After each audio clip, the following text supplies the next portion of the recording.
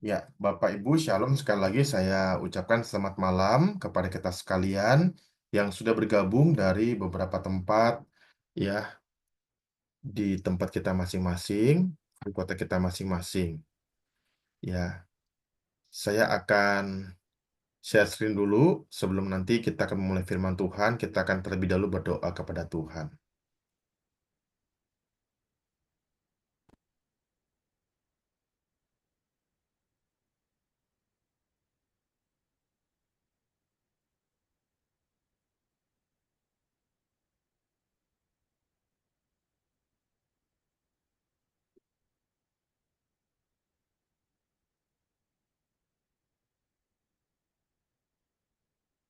Ya, Bapak Ibu, mari kita berdoa kepada Tuhan sebelum kita mempelajari firman Tuhan. Pada bulan April ini kita bersama-sama akan memperingati Jumat Agung dan Paskah. Saya memberi judul renungan kita pada malam hari ini, Karya Agung pada Jumat Agung. Mari kita berdoa kepada Tuhan, kita minta pimpinan Tuhan untuk memberikan firman Tuhan pada saat ini. Mari kita berdoa bersama-sama. Bapa di dalam surga, kami telah berkumpul dari berbagai tempat, berbagai kota di Indonesia. Berapapun kami yang hadir, karena Engkau berfirman 2-3 orang berkumpul, maka Engkau hadir. Kami percaya meski kami dipersatukan dalam Zoom, Engkau juga hadir bersama dengan kami. Bapa, kami akan mempelajari firman Tuhan dan memperingati akan Jumat Agung. Kami, meskipun ini masih beberapa hari lagi Jumat Agung, tapi kami ingin bersama-sama merenungkan bagaimana kematian Engkau, Tuhan Yesus 2000 tahun yang lalu di kayu salib untuk menebus dosa kami. Berkati kami Tuhan pada malam hari ini, pakai hamba-Mu yang penuh dengan dosa dan keterbatasan menjadi berkat bagi setiap kami. Di dalam nama Tuhan Yesus kami telah berdoa. Amin. Ya. Bapak Ibu, mari kita membuka firman Tuhan bersama-sama di dalam Lukas pasal 23 ayat 33 sampai 43. Mari kita buka Lukas pasal 23 ayat 33 sampai ayat yang ke-43. Ya, ini ada 10 ayat. Saya mohon Bapak Ibu rekan-rekan bisa bisa membaca satu orang 3 ayat. Boleh secara sukarela ya Bapak Ibu, silakan yang ingin ini. Lukas 23 ayat 33 sampai 43 ya. Silakan satu orang 3 ayat sukarelawan, silakan yang bersedia.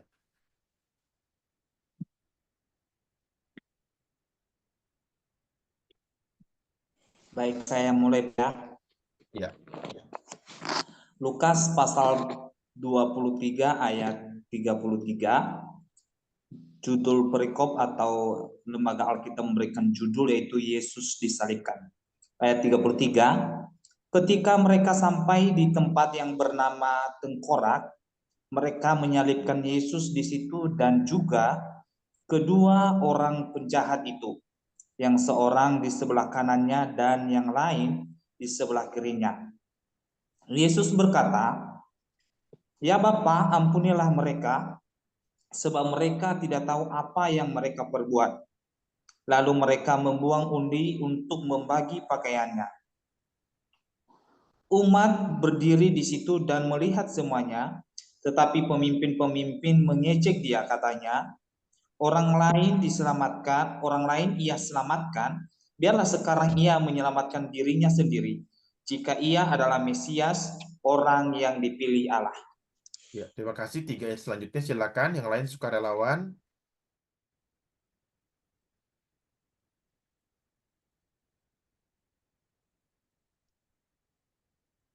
Ayat 36, juga prajurit-prajurit mengolok-olok dia. Mereka menunjukkan anggur asam kepadanya dan berkata, "Jika engkau adalah raja orang Yahudi, selamatkanlah dirimu." Ada juga tertulis di atas kepalanya, "Inilah raja orang Yahudi." Ya, terima kasih. 3 ayat Seorang selanjutnya. seorang dari penjahat yang digantung itu menghujat dia, katanya, "Bukankah engkau adalah Kristus? Selamatkanlah dirimu dan kami." Tetapi yang seorang menegur dia, katanya, Tidakkah engkau takut juga tidak kepada Allah, sedangkan engkau menerima hukuman yang sama? Kita memang selayaknya dihukum, sebab kita menerima balasan yang setimpal dengan perbuatan kita.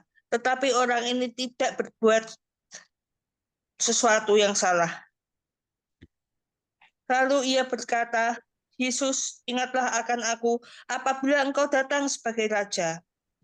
Kata Yesus kepadanya, aku berkata kepadamu, sesungguhnya hari ini juga engkau akan ada bersama-sama dengan aku di dalam Firdaus. Ya, terima kasih Bu Dr. Gia Herlina. Ya, Bapak Ibu, rekan-rekan yang terkasih di dalam Tuhan Yesus Kristus, kita akan belajar pada malam hari ini mengenai karya agung pada Jumat Agung. Ketika kita berbicara mengenai kematian Kristus, kita memulai dengan satu kata yaitu kematian, death, kematian. Ya, kalau Bapak Ibu, rekan-rekan sekalian, ketika mendengar kata mati, ya, bagaimana reaksi kita, bagaimana pemikiran kita? Mungkin ada yang merasa takut, mungkin ada yang merasa, ya, bisa merasa menderita, bisa merasa kasihan, bisa merasakan berbagai perasaan. Ya, peristiwa kematian adalah peristiwa yang sangat alamiah dalam sejarah hidup manusia. Karena kita adalah makhluk yang fana yang terbatas. Sehingga sehebat apapun peristiwa yang dicapai oleh manusia, ya, manusia yang hebat dan agung sekalipun akan menghadapi yang namanya kematian. Sebut saja yang namanya Alexander Agung, Insinyur Soekarno, Nabi Muhammad, Siddhartha Gautama, Bunda Teresa, Mahatma Gandhi, Isaac Newton, Thomas Alva Edison. Ya, saya pernah mendengar mengenai tokoh-tokoh yang saya sebutkan barusan, bahwa mereka adalah orang-orang yang sangat mempengaruhi dunia. Dan kisah hidup mereka itu bisa juga kita teladani. Ya, tetapi satu hal, bahwa kematian mereka, ya, kita bisa melihat bahwa itu tidak diidentikan dengan karya keselamatan Allah. Kehidupan mereka bagus, kehidupan mereka mulia, kehidupan mereka mungkin dikatakan agung, tetapi kematian mereka bukan untuk menyelamatkan umat manusia, ya. Tetapi kematian daripada Tuhan Yesus adalah kematian yang agung, sekaligus juga adalah kematian yang membuka jalan untuk kita orang-orang berdosa mendapatkan keselamatan. Kematian Tuhan Yesus pada usia 33 tahun setengah dihayati oleh Alkitab sebagai sesuatu hal yang terpenting dalam sejarah umat manusia. Sungguh hal yang luar biasa. Kenapa? Karena kematian Tuhan Yesus menjadi pembuka jalan untuk manusia berdosa, yaitu semua manusia di dunia ini, untuk mendapatkan hidup yang kekal. Ya. Karena itu Bapak Ibu terkasih, kita hari ini akan belajar tentang kematian Tuhan Yesus ini, yaitu sebuah karya yang agung pada Jumat Agung, ya, di mana ketika Tuhan Yesus mati, maka Tuhan Yesus membuka jalan untuk kita semua berjumpa dengan Tuhan.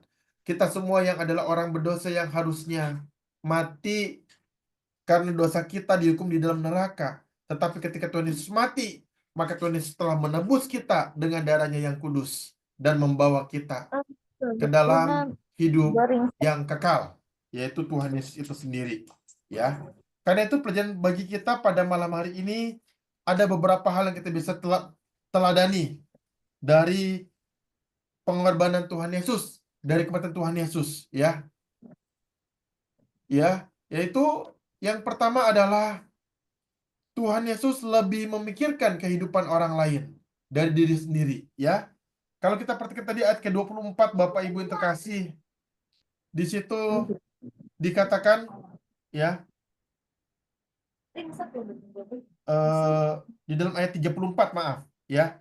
Yesus berkata, "Ya Bapa, ampunilah mereka, sebab mereka tidak tahu apa yang mereka perbuat." Ya, Di sini adalah satu perkataan salib, ya. Perkataan salib yang pertama.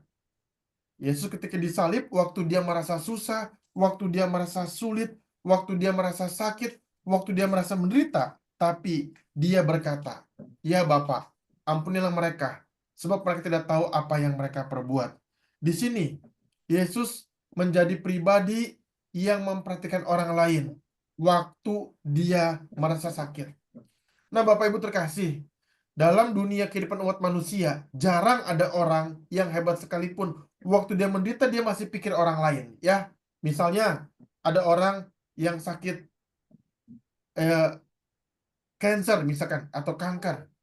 Waktu dia menderita, ya, saya pernah mendengar kisah, yaitu ada istri pendeta di Surabaya. Dia kena kanker, dia kesakitan, tapi dia masih memikirkan orang lain, ya. Dia masih memikirkan jemaat dia masih memikirkan saudara dia, ada, tapi tidak banyak. Tidak banyak, ya, jarang sekali. Biasa kalau ada orang yang sakit, dia kemudian dia sharing kepada keluarganya, dia minta didoakan dan seterusnya. Nah, tapi di sini Yesus menunjukkan suatu teladan bahwa ketika dia disalib, dia mengatakan meminta ampun kepada Allah Bapa untuk orang-orang yang berdosa, yang menyalibkan dirinya, ya. Nah, ini adalah pelajaran pertama yang kita bisa pelajari. Bagaimana kita sebagai orang percaya, kita mau belajar untuk kita belajar bersama-sama untuk kita juga memikirkan kehidupan orang lain daripada kita memikirkan diri kita sendiri, ya. Ada sebuah cerita yang saya pernah mendengar, yaitu ada seorang bapak bernama Pai Fang Li. Ada seorang pria yang sudah tua sekali. Dia adalah seorang tukang beca, ya, yang tukang beca yang ada di negeri tirai bambu di China, ya. Bapak Pai Fang Li ini dia bekerja selama puluhan tahun, ya. Kisah bapak pria tua ini, walaupun dia sudah meninggal dunia beberapa waktu yang lalu, dibuat dalam sebuah majalah Kristen yang diberi judul Orang Miskin yang Kaya. Pria tua ini hidup sebatang kara, tapi dia seorang yang ramah dan murah senyum.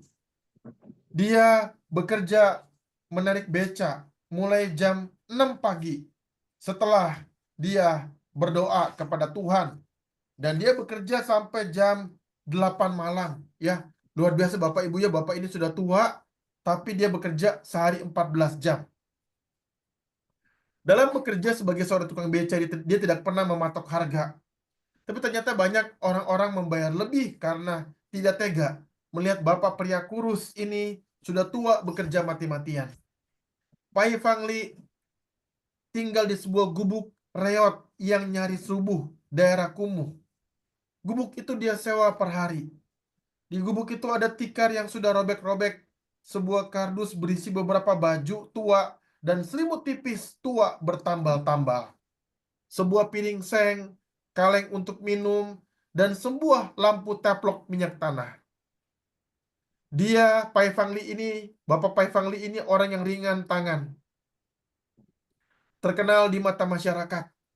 Dari penghasilannya sebenarnya dia mampu membeli makanan dan minuman yang layak, tetapi dia tidak mau. Dia selalu menyumbang sebuah yayasan sederhana yang menyantuni sekitar 300 anak yatim piatu miskin di daerah China bernama Tianjin. Semuanya bermula saat dia melihat seorang anak umur 6 tahun yang bekerja membawakan barang belanjaan seorang ibu. Anak itu sempoyongan dalam membawakannya. Bapak Pai Fang Li merasa tersentuh. Anak itu bernama Wang Ming. Ternyata seorang pemulung yang tidak punya orang tua. Masih mengurus kedua adiknya, usia 5 dan 4 tahun.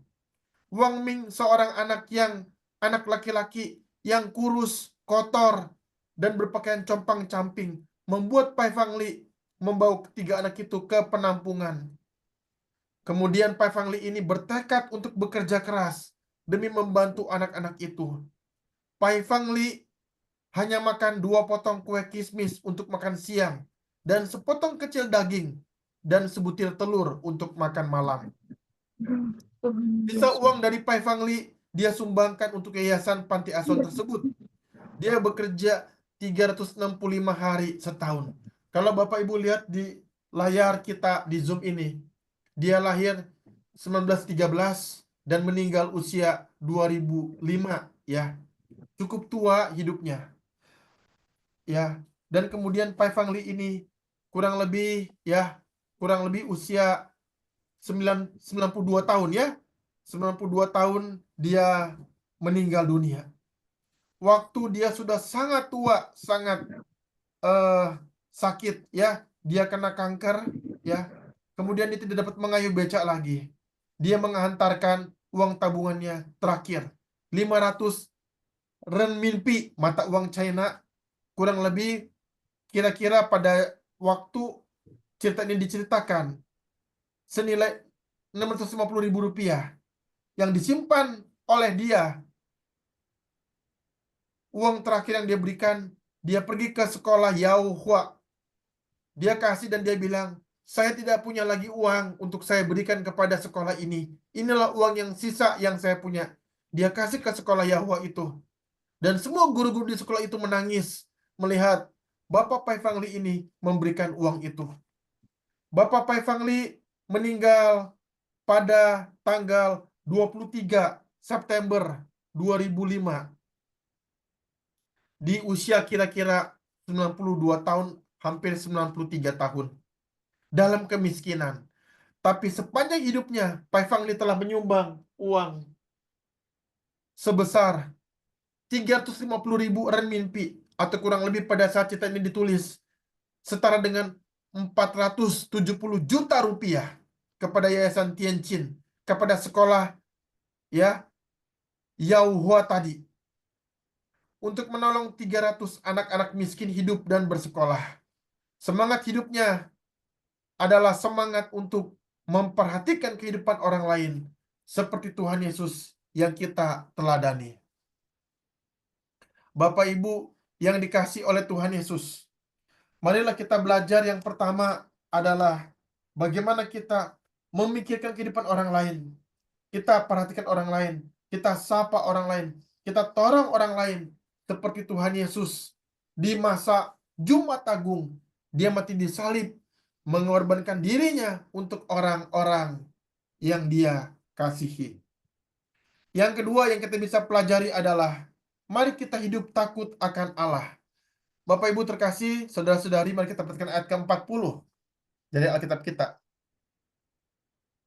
Dikatakan, tetapi yang seorang menegur dia, katanya, tidakkah engkau takut juga tidak kepada Allah, sedang engkau menerima hukuman yang salah. Bapak Ibu, saudara-saudari terkasih, waktu Yesus disalib ada dua orang yang disalib di kanan dan di kiri dia. Waktu itu Yesus sangat menderita ya, karena Yesus disalib. Tetapi juga ada dua penjahat di kanan dan kirinya sedang disalib juga. Nah, Bapak Ibu, saya teringat bicara mengenai orang yang menderita. Ada sebuah kisah mengenai orang yang sakit.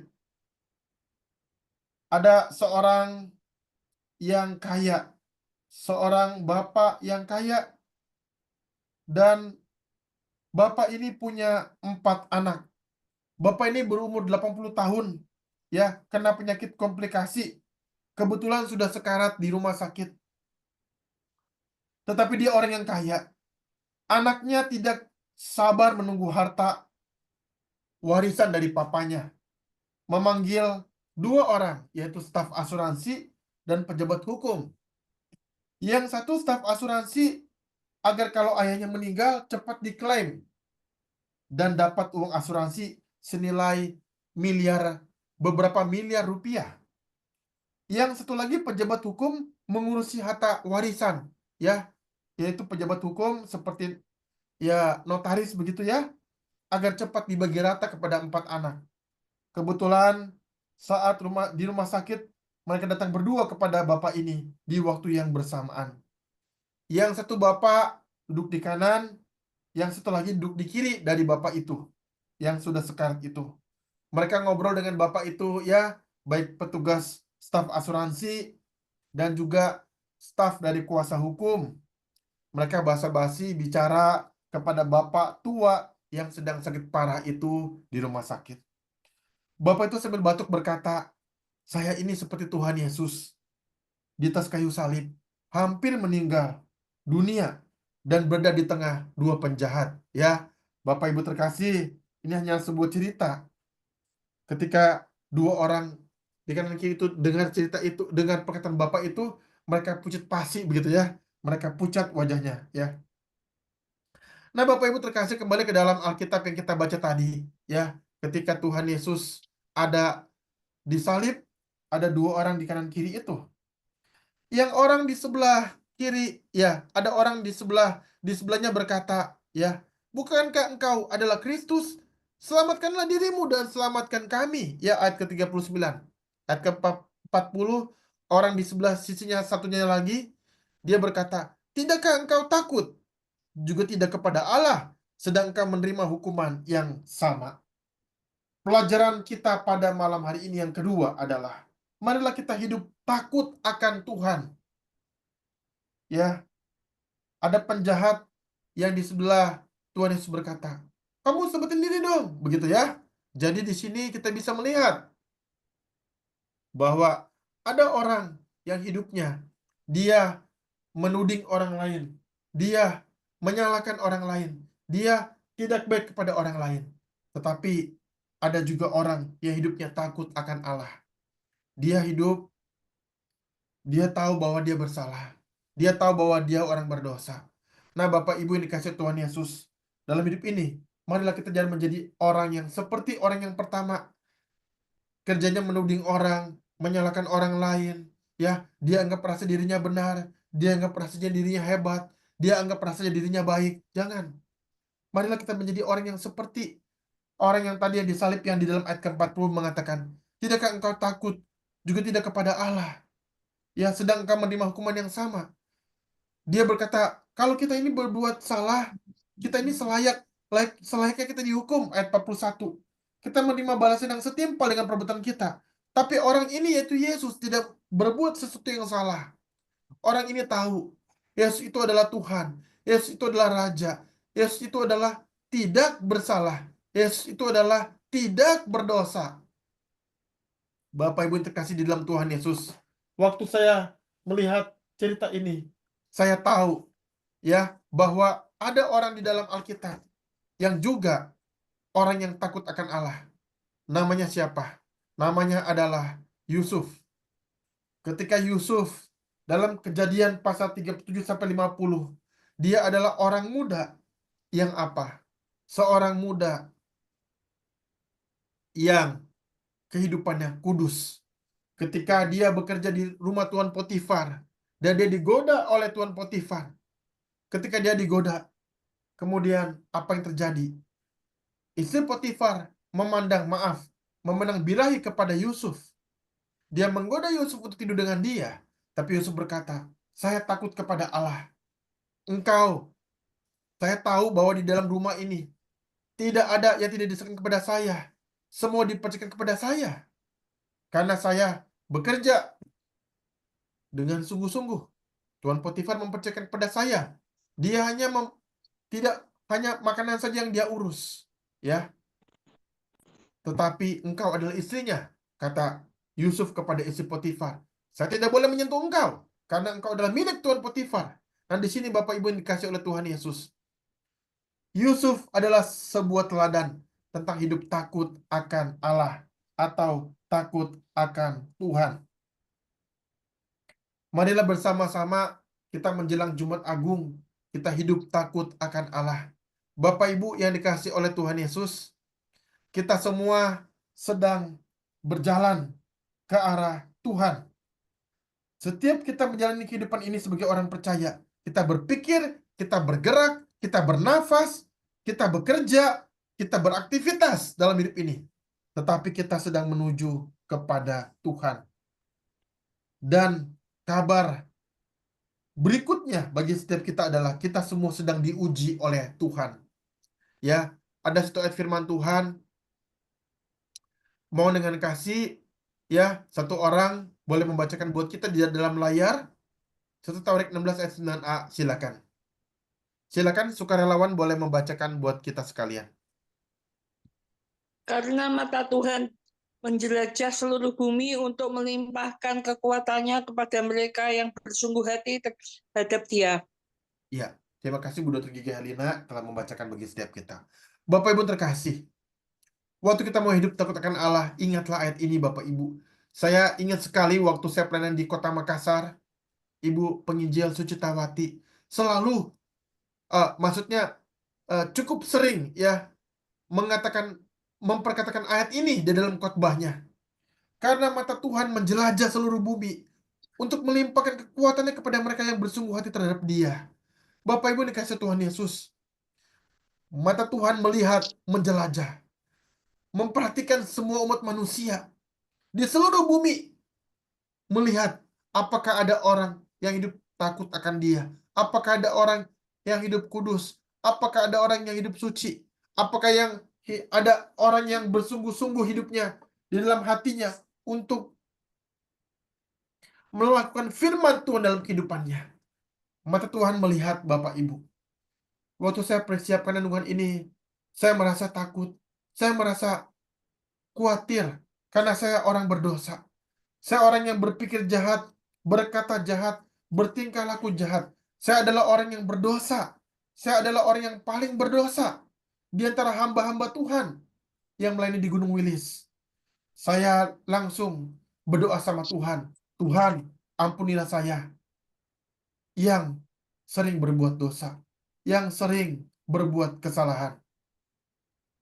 Bapak Ibu yang terkasih, waktu kita hidup, kita sadar bahwa mata Tuhan menjelajah.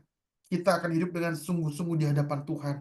Kita akan hidup menjadi orang yang takut akan Tuhan. Seperti penjahat tadi yang kedua yang diceritakan oleh Alkitab dalam ayat ke-40. Tidakkah engkau takut? Juga tidak kepada Allah, sedang engkau menerima hukuman yang sama. Kita memang selayaknya dihukum, sebab kita menerima balasan yang setimpal dengan perbuatan kita. Tetapi orang ini tidak berbuat sesuatu yang salah. Orang ini ketika disalib merefleksikan hidupnya. Oh, dia orang berdosa. Dia orang bersalah. Alkitab tidak catat dia berbuat apa. Apakah dia membunuh orang? Apakah dia mencuri atau merampok? Apakah dia melakukan sesuatu hal yang salah? Sebentar Bapak Ibu. Jadi Bapak Ibu yang dikasih oleh Tuhan, di sini kita bisa melihat bahwa marilah kita bersama-sama hidup yang mempunyai hati kepada Tuhan untuk melakukan firman Tuhan dan menjauhi larangan Tuhan, supaya kita hidup kudus di hadapan Tuhan.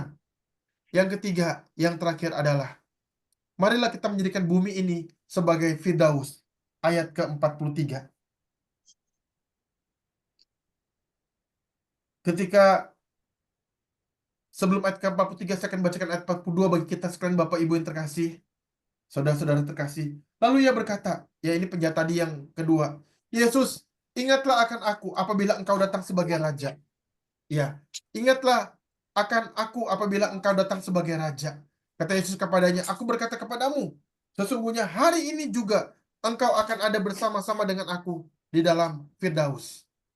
Bapak Ibu terkasih, bicara mengenai karya agung di Jumat Agung ini, marilah kita belajar untuk seperti Tuhan Yesus, yang ketika ketemu orang yang baik, ketemu orang yang bertobat, ketemu orang yang hidupnya benar, dia mau membawa orang itu ke Firdaus. Bapak Ibu terkasih, pelajaran bagi kita adalah marilah kita jangan hanya hidup untuk ego kita masing-masing. Hidup untuk saya. Saya bekerja dapat uang, uangnya untuk saya. Saya menjadi orang yang baik, kebaikannya untuk saya. Saya menjadi orang yang jujur, jujurnya itu buat saya. Hanya memikirkan diri sendiri. Ya, saya pernah mengingat, bukan. Ya, di sini Yesus berkata bahwa kepada orang itu, sesungguhnya ya orang yang disalib itu yang baik itu, engkau akan bersama-sama dengan aku di dalam Firdaus. Bapak Ibu terkasih, saya memberi sebuah ilustrasi cerita dalam poin ketiga ini. yaitu kisah seekor tikus, ya. Suatu hari ada tikus yang masuk dan tinggal di rumah keluarga petani. Tikus itu nyaman sekali hidupnya, ya.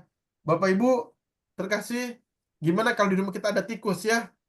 Kita merasa kesal karena tikus selalu makan makanan yang kita simpan, yang kita lupa taruh di kulkas atau taruh di tempat yang lebih aman, ya. Kemudian petani itu tidak senang dengan tikus itu. Dia membeli perangkap tikus.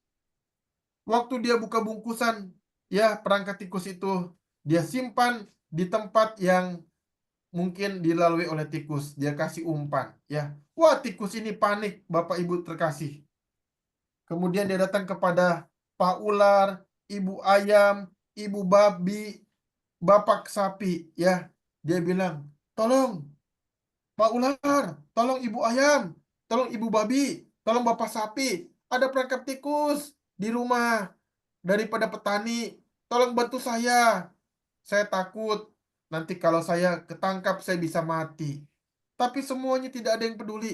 Bapak Ular nggak peduli, Ibu Ayam nggak peduli, Ibu Babi nggak peduli, Bapak Sapi nggak peduli. Akhirnya, waktu malam hari, si ular itu lewat, ya, ke daerah tempat rumah si bapak petani itu. Waktu ular itu lewat, ya, ular itu, ya, dia waktu lewat perangkap tikus, dia nggak sengaja dia lewatin, dia kecapit sama perangkap tikus itu, ya, tercapit oleh perangkap tikus itu terbuat dari besi yang ada tajamnya itu, ya, ada apa namanya, ada semacam sisi yang tajam.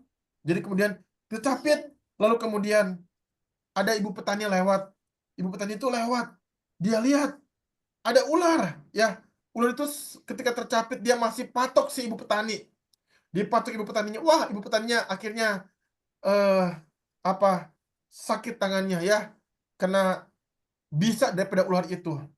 Lalu bapak petani pikir, "Wah, gimana ya, istri saya sakit. Ya udah, saya makan sop ayam aja. Bikin sop ayam buat istri saya lagi sakit. Siapa tuh bisa sembuh." Ayamnya diambil dari tempat kandang itu, dipotong, dibului, ya, kemudian dimasak jadi sop ayam, supaya petani itu pikir, kalau bisa sup ayam ini menyembuhkan, dikasih obat, ya, menyembuhkan istri saya yang kena gigitan apa namanya, ular. Kemudian eh tetapi ibu itu tidak selamat karena keracunan daripada racun ular itu. Kemudian ibu itu meninggal dunia. Bapak petani sedih, tetapi saudara-saudara dan kerabat itu datang ketika ketika apa namanya, ketika ibunya meninggal dunia ini, ibu petani meninggal. Sahabat-sahabat si bapak itu, tetangga itu, saudara-saudara datang. Akhirnya ketika datang semua saudara-saudara, sahabat-sahabat, bapak ini potong babi, potong sapi untuk apa? Untuk menjamu saudara-saudara dan teman-teman yang datang untuk melayat. Ya, akhirnya tikus ini selamat, ya. Tetapi gara-gara perangkap tikus, maka semuanya mati selain tikus. Nah, Bapak Ibu, tentu ini adalah sebuah cerita fabel, ya. Cerita fabel yang memberi kepada kita pelajaran. Kadang-kadang kita ini seperti itu tadi, cerita tadi itu, ya. Seperti Pak Ular, Ibu Ayam, Ibu Babi, Bapak Sapi. Nggak peduli sama tikus yang sedang kesusahan. Ya, Bapak Ibu terkasih, marilah kita menjadi terang dunia.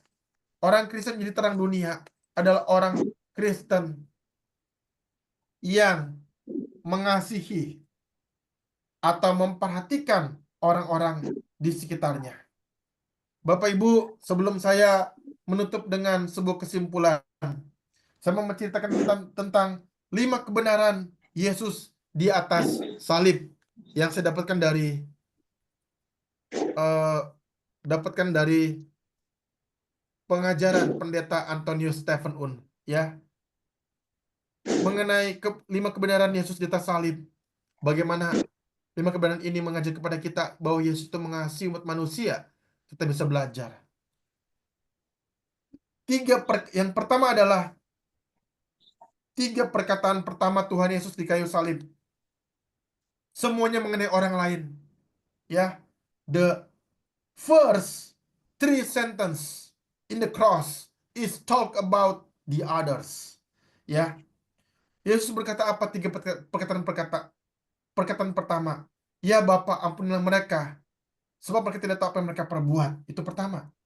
Lalu kemudian dia mengatakan kepada ibu daripada Yohanes, Yohanes, ini ibumu, ibu, ini anakmu.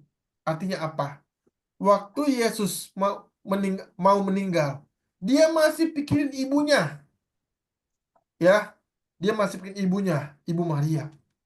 Dia bilang kepada Yohanes, Yohanes, ini ibumu, ibu, ini anakmu. Maksudnya apa? Dia titip ibunya Maria kepada siapa? Kepada Yohanes untuk tinggal di rumah Yohanes. Maka kita berkata sejak hari itu, Ibu Maria tinggal di rumah Yohanes. Dia titip ibunya kepada Yohanes, muridnya. Ya, kemudian dia berkata kepada orang di sebelah tadi ya, yang di sebelahnya itu, Yesus berkata, hari ini juga engkau bersama dengan aku di Firdaus. Ya, ada nggak di Alkitab di dalam 7 perkataan salib Yesus bicara mengenai diri sendiri? Ada. Yesus berkata, aku haus. Diri sendiri kan? Tapi itu bukan 3 perkataan pertama. Itu perkataan yang selanjutnya. Jadi kebenaran salib adalah 3 perkataan pertama Yesus bicara mengenai orang lain. Kedua, di dalam saat penderitaan yang begitu hebat, Yesus masih pikir orang lain. Ya, dia masih pikir orang lain. Nah, ini adalah khotbah kita. Ini adalah pelajaran Alkitab kita. Tadi yang poin pertama, dia memperhatikan orang lain. Ya. Yang ketiga adalah Yesus bicara mengenai masa lalu, masa kini, dan masa depan. Doa minta pengampunan daripada orang-orang yang menyalibkan dia adalah pengampunan untuk masa lalu, ya. Ya. Dosa yang mereka lakukan masa lalu. Ketika dia serahkan ibunya kepada Yohanes, masa kini, sekarang. Ketika dia bicara dengan penjahat itu yang bersama dengan dia, kau bersama dengan aku di Firdaus, masa depan. Yesus bicara 3 hal, masa lalu, masa kini, masa depan. Yang keempat, waktu Yesus berdoa minta pengampunan akan orang-orang yang menyalibkan dia, itu bicara hidup rohani, spiritual life. Spiritual life. Lalu ketika penjahat ya dan kepala prajurit itu menerima pengampunan, mereka menerima ya pengampunan, yaitu pengampunan ya. Pengampunan itu adalah pengampunan juga, yaitu secara rohani ya, secara rohani. Kemudian ketika Maria tinggal di rumah Yohanes, itu adalah bicara mengenai hidup secara jasmani ya. Yang ketiga, ketika penjahat itu menerima Firdaus, akan menerima Firdaus, itu adalah hidup kekal. Jadi ada hidup rohani, ada hidup jasmani, ada hidup kekal. Yang kelima, masih ada Bapak Ibu Saudara-saudari. Yesus mendoakan orang berdosa. Tuhan Yesus menghantar mamanya kepada Yohanes. Tuhan Yesus menjanjikan hidup yang kekal di Firdaus. Dia berdoa, dia hantar, dia janjikan. Nah, Bapak Ibu terkasih, 5 hal yang penting ini adalah 5 hal yang Yesus ajarkan kepada kita untuk kita boleh memperhatikan orang yang ada di sekitar kita. Dengan demikian, kita belajar menjadi seperti Tuhan Yesus, hidupnya agung di hadapan Allah Bapa. Mari kita mengambil kesimpulan. Yang pertama, kita bisa pelajari pada malam hari ini adalah, mari kita pikirkan dan dukunglah sesama kita. Kita punya keluarga, kita punya saudara, kita punya teman, kita punya sahabat. Ada orang-orang yang hidup bersama-sama dengan kita. Di lingkungan kita, ada juga orang-orang yang hidup bersama kita. Di tempat kerja kita, tetangga kita. Mari kita pikirkan mereka. Kita bisa memperhatikan mereka. Ya, pagi ini saya ingat akan gurunya Kaiden. Saya punya anak 2, Kaiden kelas 2 SMP dan Denzel kelas PGB. Hari ini saya ingat gurunya Kaiden dan saya kembaliin rapot. Saya kasih apa serbuk minuman jahe ya, 250 gram. Saya pikir Bapak ini sudah dukung mengajar anak saya. Saya perhatikan, cobalah kasih sedikit, memang nggak banyak. Itu yang saya bisa lakukan. Bapak Ibu, kita bisa lakukan banyak hal. Kita bisa mendoakan orang yang belum percaya di sekitar kita. Kita bisa memberi kepada mereka yang membutuhkan. Kita bisa menolong mereka yang sedang mengalami kesulitan. Marilah kita menjelang momen Jumat Agung, kita pikirkan siapa kita bisa kasihi mereka. Kita bisa tolong mereka. Kita bisa dukung mereka. Seperti Yesus yang mengasihi sesama, meskipun dia pun dalam kondisi yang menderita. Yang kedua adalah hiduplah takut akan Allah. Bapak Ibu terkasih, mari kita melawan dosa. Setiap hari lawan dosa. Ya, kadang-kadang kita mau berbohong, kita lawan. Kadang-kadang kita mau berpikir yang tidak baik, kita lawan. Mari kita doa sama Tuhan untuk kita bisa hidup takut akan Allah. Ya, hidup bersungguh-sungguh melakukan perintah Tuhan dan menjauhi segala larangannya. Yang ketiga, mari kita jadikan bumi ini sebagai Firdaus. Ya, kita dengan berbuat baik kepada sesama, dengan kita menjadi orang yang baik, dengan menjadi orang yang punya kasih, dengan kita memancarkan kasih Allah, kita menjadikan bumi ini sebagai Firdaus. Ya, kiranya firman Tuhan pada malam hari ini memberkati kita sekalian. Ya,